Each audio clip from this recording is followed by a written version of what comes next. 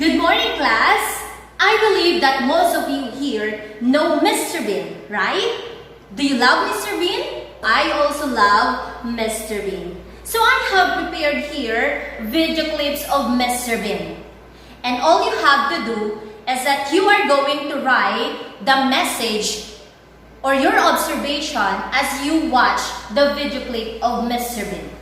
Okay? So you will be writing your observations or the message that is being interpreted by you, of course. What are the message being conveyed by Mr. Bean? So I have here 4 video clips, and each group will be given 1 video clip. And after watching the video clip, you are going to write your observations. And of course, the message being conveyed by Mr. Bean. Are you ready? Okay. So I'm going to group you into 4.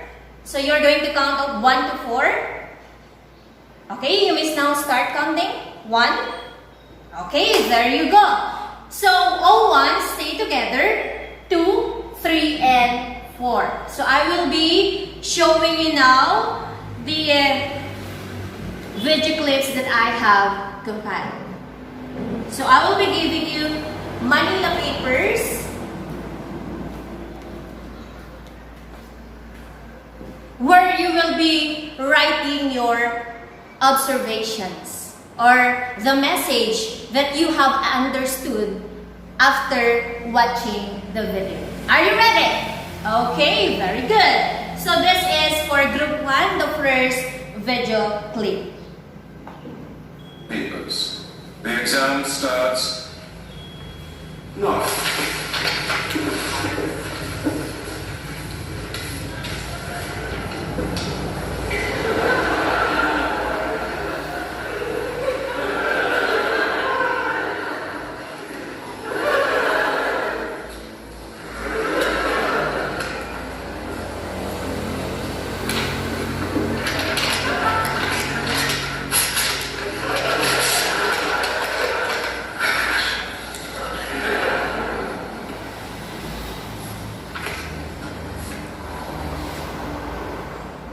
Okay, so that is it for group 1. So you may now start writing your observations or the message being conveyed with the watch video clip of Mr. Bean.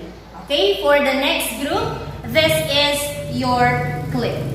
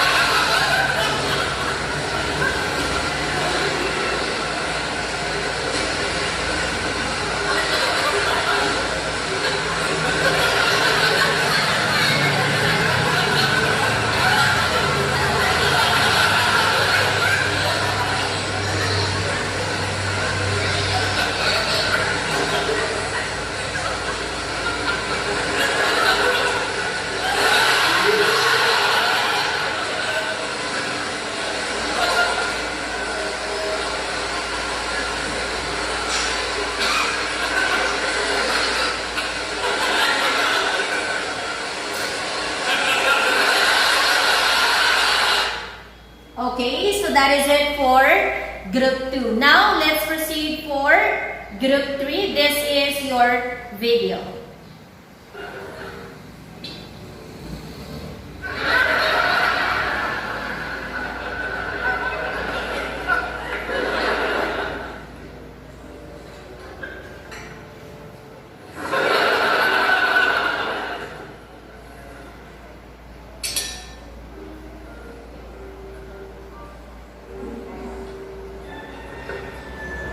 Bring me your satisfaction.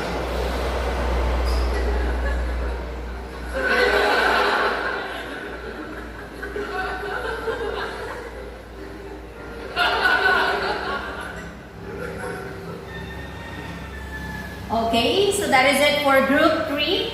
And last but not the least, for group 4, here is the video clip.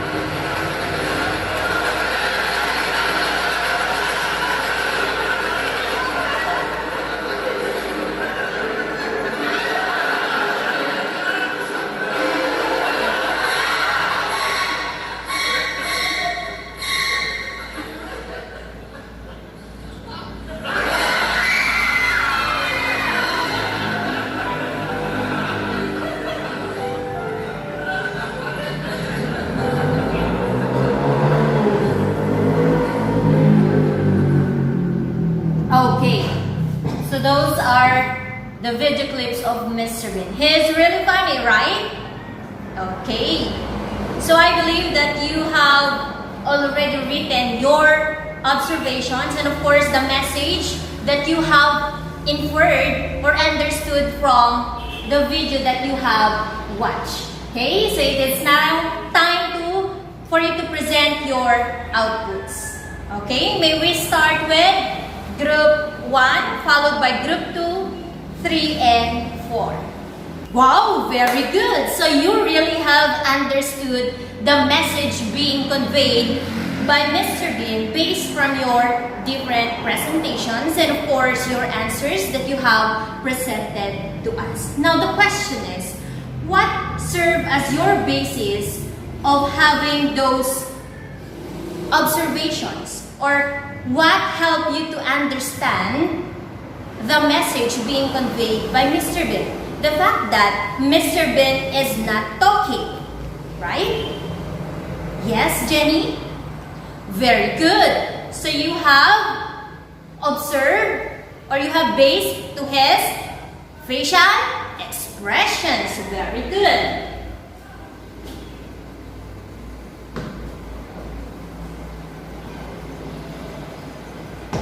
Okay, so this serves as your basis.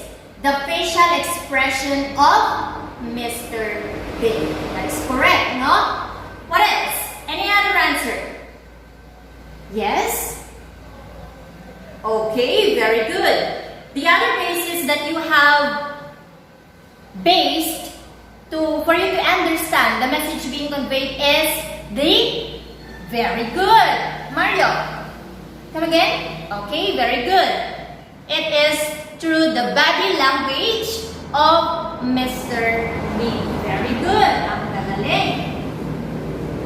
Through the use of body language. Correct. Any other answer?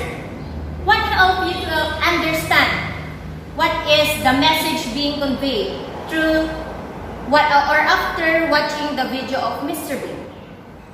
Yes, Maria? Okay, correct. So you have based it from the movements of Mr. Bean. Very good. So the movement. Correct. So aside from this, what else? Yes, standing. Okay, very good. So you have also based it from the movement of the eyes.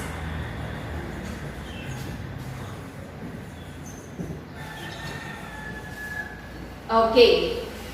Now, since you have understood the message being conveyed to the video clip that you have watched, the fact that Mr. Bean did not utter any single word, right? So you have also said that this served as your basis for you to understand, to infer the message being conveyed by the actions of Mr. Bean. What do you think is the type of communication which Mr. Bean used? Yes, Talia? Very good. So this is non-verbal communication. Correct. Because when we say non-verbal communication, this is far different from verbal communication. Do you agree? Yes. Because in non-verbal communication class, it refers to an interaction where behavior is used to convey and represent meanings. So you are not going to talk. You cannot hear any single word coming from the speaker who is speaking. But of course, you are going to observe the behavior of that person for you to understand what is being conveyed. That is the power of non-verbal communication. This is the opposite of verbal communication. Okay, so all kinds of human responses that are not expressed in words are classified as non-verbal communication. So what are these different human responses? Okay, so if you see me smiling on the pathway, what does it mean? Okay, so it may mean that I am in good mood. That's right. And if I have this kind of or way of standing or posture like this, what does it infer? Very good. So it may infer or it may mean that you are confident enough for this day or for that certain situation that you are into. Very good. So you are well prepared. That is why you are having that kind of posture. Something like that. Oh, see? Yes, so those are the different human responses that are being used in non-verbal communication. The way we stand, the way we sit, the movement of our body, the facial expression, of course, the movement of our eyes, the movement of our eyebrow. Okay, so those are the hints, no? Wherein you are using or utilizing the power of non-verbal communication. Very good. Now, there are types of non-verbal communication. So the first one is gesture. Okay, so when we say gesture, it includes movement of the hands, face, or other parts of the body. Okay, for example, like this. Okay, so the person is saying or bidding goodbye. Okay, so that is gesture. Next, we have facial expressions. So facial expressions are the key characteristics of non-verbal communication. Your facial expression can communicate happiness, sadness, anger, or fear. That is right. So you can all see those facial expressions in your face. If you are sad, if you are angry, if you are happy, if you are excited, isn't it? Okay, so that is the facial expression. Next we have eye contact. Eye contact, a key characteristic of non-verbal communication, expresses much without using a single word. In American culture, maintaining eye contact shows respect and indicates interest. That is right. When someone is talking and you are having this eye contact with him or with her, that signifies respect to the speaker. Next, we have haptic or touch. Okay, so haptic communication is communicating by touch. Touch or haptics is a characteristic of nonverbal communication and used when we come into physical contact with other people. So the indicated example here, class, is shaking your hands when you have to greet a certain person. If you have met a certain person in a certain place, so you may have shake hands to gain trust and of course to introduce yourself. Okay. Next we have also the posture. Okay. So when we say posture, class, it is the way you sit or stand. Can also communicate your comfort level, professionalism, and general disposition towards a person or conversation. Okay, so those are the different types of non-verbal communication.